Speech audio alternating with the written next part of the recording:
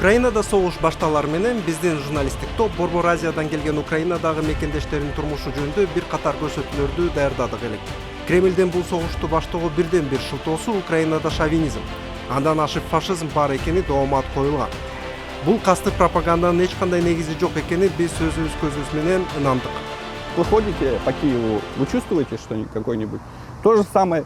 Никогда, если вы нормальный человек, нормально разговариваете, на любом языке. В крайнем случае, украинцы очень обучаемые, возьмут Google переводчик, там введут нужные слова и вам все покажут. Накормят, напоят, ну и спать могут уложить. Главное быть нормальным человеком. Нормальных людей здесь мультинациональная, мультикультурная страна. Көп жылдардан бери орус телеканалдары коңшу өлкөдө улучулдук шовинизм темасын козгоп келет. Чынында бул жердеги абал түп тамырынан бери башка. Украина көп улуттуу өлкө, мамлекет ар түрдүү маданиятына жана салттарына ээ, жана ага аяр мамиле кылып келүүдө. Ал эми бүгүн Украинадагы элдин баары мамлекеттин эркиндигин жана көз карандысыздыгын коргоодо тилектештигин, жоокерлигин жана чечкиндүүлүгүн көрсөтүүдө. У меня 4 детей, 3 еще пока несовершеннолетних. Старшая дочь 27 лет, служит в вооруженных силах Украины с момента российской агрессии против Украины. Она на войне. Я как мусульманин тут, мне никто не мешает посещать мечеть. Я посещаю мечеть, пятничные намазы.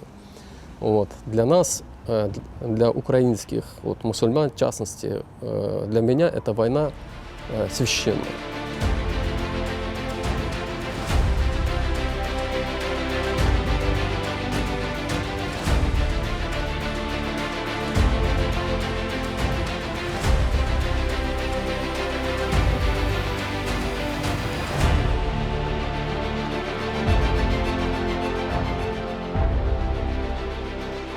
Кумарбек өзү Жалал Абадтан болот. Ал Украинада эң мыкты деп эсептелген жеке окуу комплексинин ээси. Мектептер жана балдар бакчалары Киевде жана Одессада жайгашкан. Балдардын билим алуусу үчүн бардык шарттар түзүлгөн.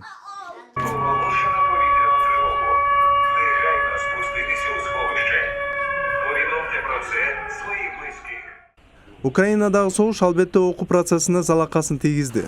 Окуу корпустарын ыкчам түрдө кайра жабдоо аракети көрүлдү. Это временное бомбоубежище соорудили. Приспособлено, да? Приспособлено. Вчера приезжали МЧС, проверяли, дали добро на открытие. Здесь защита все несущие, полуподвальное помещение, стены, 2 стены. И дети во время тревоги находятся в этом коридоре. Если нужен обед-завтрак, они здесь приносят им обед-завтрак, вода. И игровая комната есть.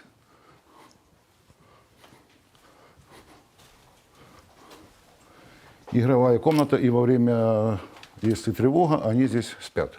Окна заложены песком с улицы. Санузел, все для этого, вода, все для детей здесь обеспечено. Согуш коомдогу агрессиянын жана радикализмдин деңгээлин ар дайым жогорулатат. Бирок жалпысынан бул трагедия Украина элине таандык гуманизм жана толеранттуулук сыяктуу сапаттарды өчүрө алган жок. Билим берүү тармагынын ээси Кумарбек Романов Украина элинин алдындагы жоопкерчилигин сезип, бул жерде кыйынчылыкка карабай иштеп жашап келет. Мен отуруп чече турган бир маселе эмес да булчу. Мындай караганда мен азыр согуштунда болсо мен кетип калам, согуштунда болсо мен калып калам дегенди айта албайм. Себеби мен бул жерде кол астында 300дөн ашуун адам иштейт. Анан 800дөн ашуун окуучулар бар. 1600 ата-энем бар. Андан кийин бул жерде достор бар. Бул жерде аябай көп досторубуз бар. Алар менен мен жакшы күндөрүнө бирге болдум да. Мектепте ачтык, түрдүү рекламада кылып мен баланы окутам дедик. Монтуп бүтүрөм дедик. Алардын көбүнө мисалы мен быйылкы жылда айтып кетейин, аттестаттын колдо тапшыруу, ыйгаруу маселеси бар. Жакшы ийгилик менен бүткөн балдарыбыз бар эле. Анан аларга биз церемония вручения кылып, официалдуу тапшыралы дегендерибиз бар эле. Ошолорду баардыгын өз ордуна койгондо мен бул жерде алып туруп мен кетем, калам деген мага калган нерсе да. Адамдык сапат менен караганда мен бул жерде калышым керек. Согуш башталганына 2,5 жыл болду. Бирок ошого карабастан Меридиан билим берүү тармагы өз ишин жөн гана улантпастан окуу ишмердүүлүгүнүн багыттарын өнүктүрүп жана кеңейтип келет. Биздин мектептин проектный мощностубуз 350 окуучу. Анан бул окуучулар менен азыр саныбыз көбөйүп баратат. Жалпысы футбол деле 87, анан башка карате, шахмат кошогондор менен кошкондо бул жактан саныбыз көбүрөөк болуп калды. Ойлоп атабыз, бул дагы бир отдельный школа талантов деп атын атап отдельно чыгатылган болот да. Баягы сабактын мектептин бош убактысын колдонуп атабыз да. Азыр көргөндөр бул азыр 3 жаштагы балдар жумасына 3 жолу машыгышат. Профессионал футбол болуш үчүн ошол 3 жаштан тура окшойт. Башка по-другому даже болушу мүмкүн эмес экен да. Себеби баягы эртең баштайм дегенде уже кеч калып калат экенсиң. Азыр жалпысынан беде 5 тренер иштешет булардачы. Булар менен 3-төргө методикасы башкача болот экен, бул башка тренерлер. Чоң класстарга башка тренерлер болот экен. Баягысы. Быйылкы жылы биз азыр математика боюнча дүйнөлүк олимпиадага путевка алган 3 окуучубуз бар азыр. Эми июлдун 12-синде алар Малайзияда болот. Малайзияга катышып буюрса ал жактан байгеле орун алып келет деп ишенебиз.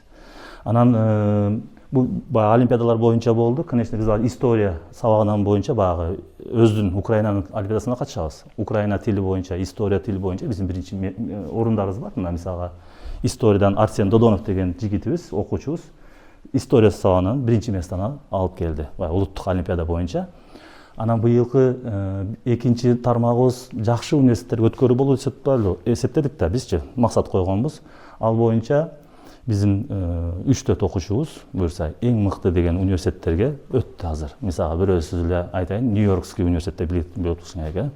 Анан бирөөсү мисалы Принстон университетин билесиңер, Принстонду. Анан эң мактана турган бирөөбүз, бир окуучубуз бизде ошо баягы космический инженерия деген, aerospace engineering деген кесипке жылына 35 окуучу алынат экен ал жака. Ошол жерге баягы Украинадан биринчи окуучу катары өттүрүлдү буюрса.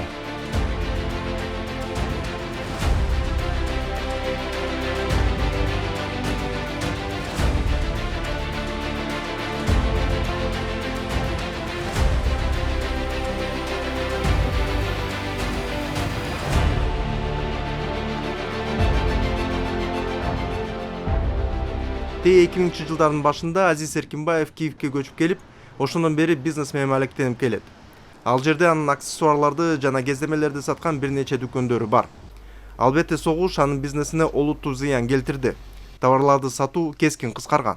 Во время войны очень сильно упали, и мы товар новый не можем закупить, потому что, сами понимаете, война в стране. Жайкы мезгилде Эркинбаевтердин үй бүлөсү адатта Киевден алыс эмес жердеги дачада жашашат. Чоң чарба Азиз агайдан дайыма көңүл бурууну талап кылат. Ошондуктан анын күнү таң атпай эле башталат. Эту территорию отгородил. Тут где-то соток 30 вместе с тем проходом к воде. Они тут сами себе пасутся. Ну, правда, приходится и сено давать. Иногда ленятся. Сено готовое стоят, ждут, не хотят идти пастись. Через 2 метра сажаю картошку. Обычно все люди так близко-близко друг к другу садят. А я сажаю ее через 2 метра, расстояние делаю. И вот у меня всего 2 ряда картошки. По 75 штук в каждом ряду. У меня посчитано все. Ну и у меня нормально хватает на всю зиму. Где-то килограмм 700-800 картошки выкапываю. Согушка чейин Азиз агай жеке ишкерлердин укугун коргоон Сейфоп кыймылына активдүү катышып, ал тургай наразычылык акцияларын да уюштуруп келген. Бирок согуштун башталышы менен бийлик менен бардык пикир келишпестиктер экинчи планга өттү. Ал эми Азиз агай биринчилерден болуп аймактык коргоонун катарына кошулган. Мы же граждане Украины, мы живем в этом селе. И как я могу не участвовать в жизни села? Я с первых дней пришел, в первый день войны, я пришел к голове сельрада и спросил у него, что делаем. Он говорит, не знаю, наверное, военкомат надо. Я приехал в военкомат, говорю, вот я пришел там защищать, дайте мне оружие. Они у меня спросили, сколько тебе лет? Я говорю, 60. Иди, говорит, пока воевал? Я говорю, нет, не воевал. Пока сиди дома. Вот и все. Я приехал и вступил сюда, в ряды теробороны. 2,5 жылдык согуштан кийин Азиз Эркинбаевдин айтымында жеңишке жетүү үчүн алда канча чечкиндүү аракеттерди көрүү керек. Я считаю, что государство должно было мобилизовать гражданское общество для того, чтобы оно работало тоже на войну. То есть они должны были мобилизовать школы, должны были мобилизовать гражданское общество, студентов, чтобы они там плели сетки, там донатили, работали, ходили, собирали, паяли дроны. Они же рассказывают, что дроны можно собрать там в каждой кухне. Вот они бы научили студентов технических вузов элементарно, они могли сидеть там 1 день в неделю, паять эти дроны. Там дети, студенты, они должны были чувствовать причастность к войне. То есть, вернее, не к войне, а причастность к победе, к тому, что они что-то делают для достижения победы в Украине. Вот это было важно. Вот как было во время Второй мировой войны. Все для фронта, все для победы. То есть вот в таком смысле должна была быть мобилизация. А у нас этого не произошло. У нас там одни люди донатят, ходят там на добровольных началах, выполняют какую-то общественно нужную работу для военных. Там собирают свечки, готовят продукты, там варят консервы, делают так называемые витаминные наборы, там мелот, сухофрукты, такое смешивают. Даже вот в нашем селе есть женщины, которые этим занимаются и отправляют на фронт. А другие в это время там идут в ночной клуб и там прожигают деньги.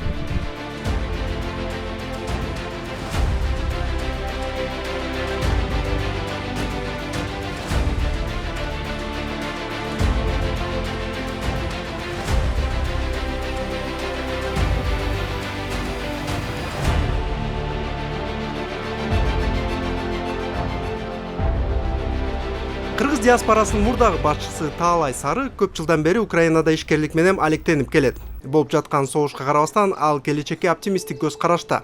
Жана Украина менен Борбор Азия өлкөлөрүнүн ортосундагы кызматташтыктын келечеги кең деп ишенет. Украина согуштан кийин балким мен ойлойм Европадагы экономиканын бир локомотиви болушу мүмкүн, же мындай бустер дегендей да, от алдыргыч. Европанын белгилүү бир отуруп калган экономикасы бар да, бул бир жаңы дем болот болуш керек деп ойлойм да. Кыргыздарга дагы ошондой мүмкүнчүлүк ачылат да, туурабы? Албетте, биз ойлойбуз ушу, мисалы үчүн Россияда иштеп жүргөндөр же ошол жерде бизнес кылгандар кээ бирөө бул тарапка келсе деле жакшы мүмкүнчүлүктөр ачылат деп ойлойбуз. Анткени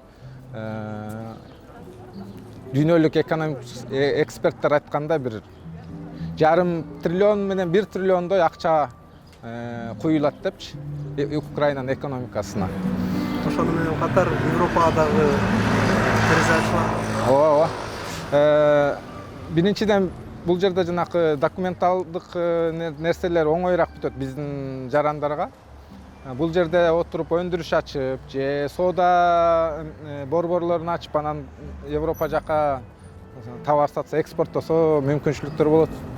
Согуштун кызуу маалында кыргыз диаспорасынын аракети менен Киевдин так ортосунда этнографиялык бурч ачылган. Анда кыргыз элинин бай маданий мурастары менен таанышып, биздин өлкөлөрүбүздүн ортосунда көп окшоштуктарды байкаса болот. Спочатку ніхто цим не опікувався, тому мені прийшлось вивчити киргизькі традиції, народні промисли. І оцей тушкіс шила я сама. Вот это тушкіс? Тушкіс я шила сама.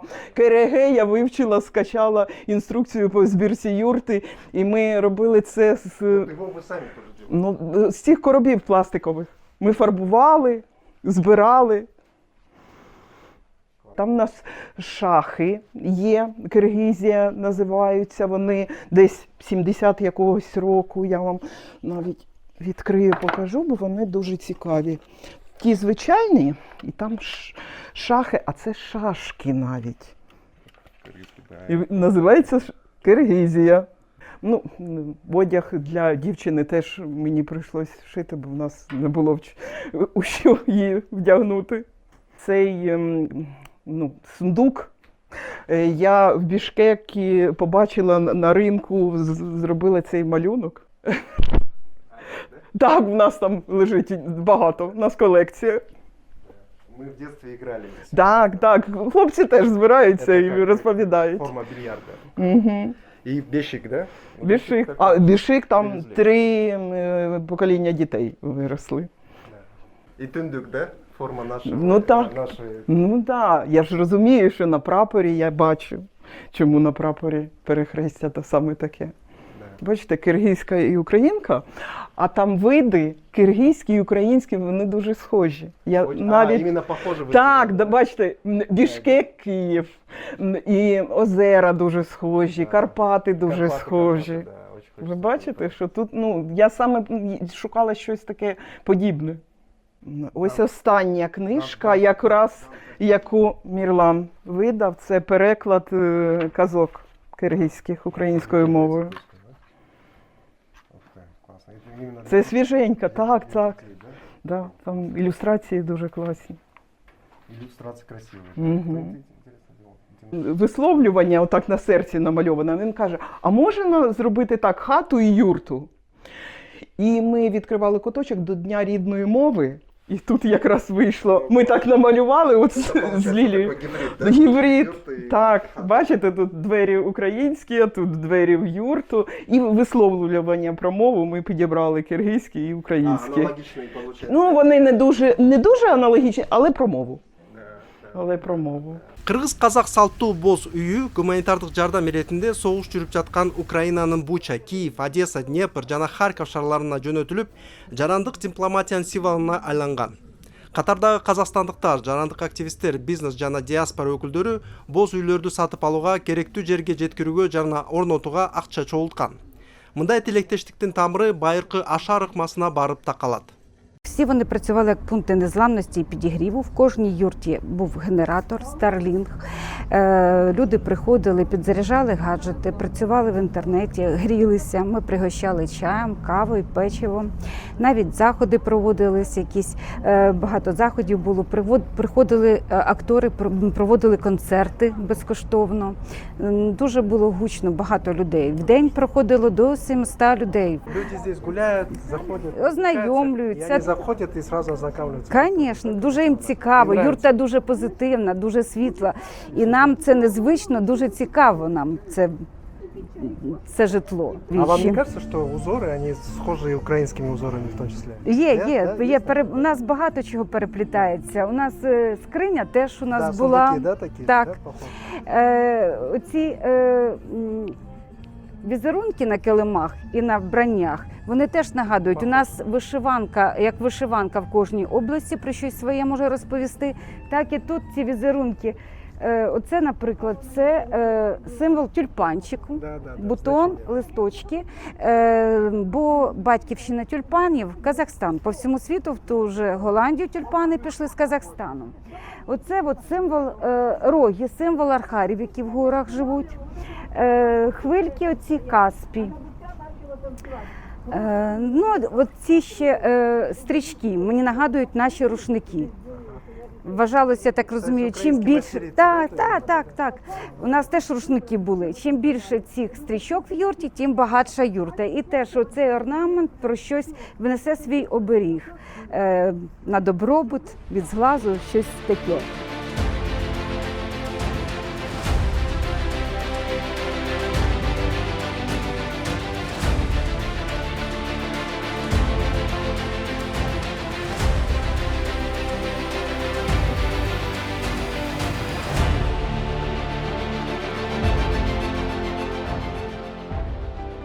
Согуш башталганга чейин Буча Киевден 40 мүнөттүк аралыкта жайгашкан гүлдөгөн жана жайлуу шаар болгон. Орустардын басып алуусунун натыйжасында жүздөгөн үйлөр талкаланып өртөлгөн. Важный момент заключается в том, что много мест, много обычных каких-то жилых домов, по которым они стреляли просто так, потому что у них была возможность. Это ж Гостомель, да? Это, да, Гостомель. Вот, к примеру, тоже с левой стороны дом, который, видите, окон нету, следы от разных пуль и так далее, крыши нету, оно сорвано все. Какой смысл был по нему стрелять? Парню прострелили ногу, этому Ярику, потом заставляли встать на колени. Он, естественно, говорил, мне больно, не надо, его застрелили в затылок. Еще у нас один друг пропал, его даже не нашли, он тоже участвовал в обороне, а потом, когда уже вошли, началось, больше уже прекратилось, наши защищаться, он начал хлеб печь, то есть хлеб развозить и печь. Вот, и за ним мы уехали, и буквально, по-моему, на следующий день или через день нам сообщили, что за ним пришли. У него жила женщина с ребенком, квартиру, дом снимала частный. И что, очень били и увели вместе с другими еще какими-то. Айрыкча жакында курулган континент турак жай комплекси жабыр тартты. Именно здесь, на этом комплексе, 21 день жили русские оккупанты. Они держали в заложниках людей, здесь стояла их техника, они здесь спали, отдыхали, выезжали, стреляли в сторону Ирпеня и обратно возвращались в комплекс. Оккупация башталгандан тартып эле Бучада жергиликтүү адамдар набыт болду.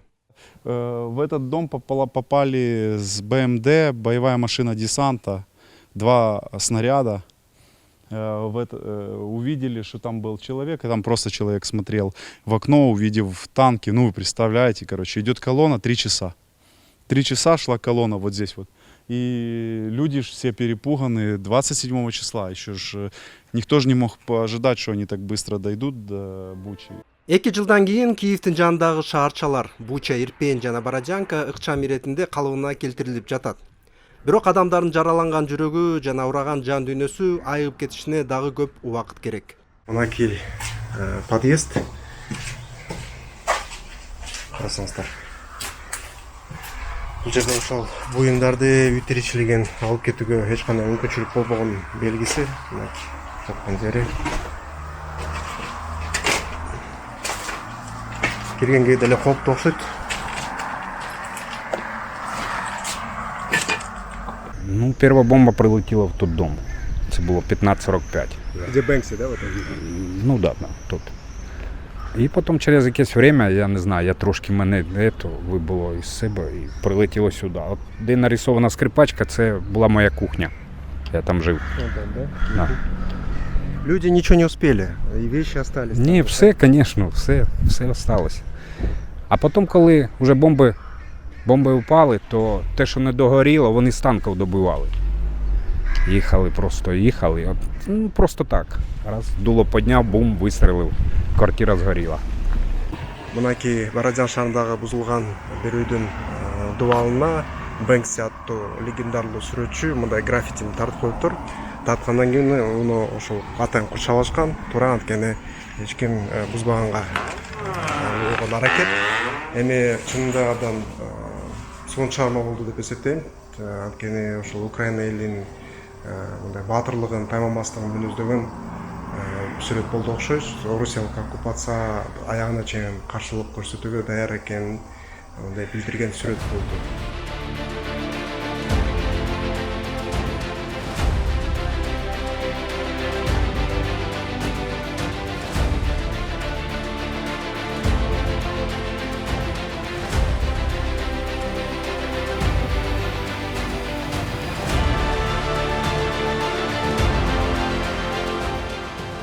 Согуш Украина элинин мекенчил сезимин болуп көрбөгөндө өсүшүнө жана элдин бекем бириндигине өбөлгө түздү.